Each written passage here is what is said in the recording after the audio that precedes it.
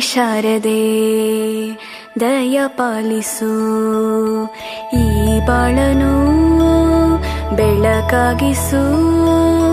ಹೇ ಶಾರದೆ ದಯ ಪಾಲಿಸು, ಈ ಬಾಳನು ಬೆಳಕಾಗಿಸು.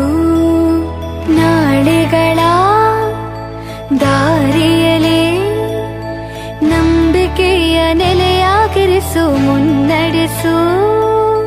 ಕೈ ಹಿಡಿದು ನಾವಾಡೋ ಪದ ಪದದಲ್ಲೂ ಸಂಚರಿಸು.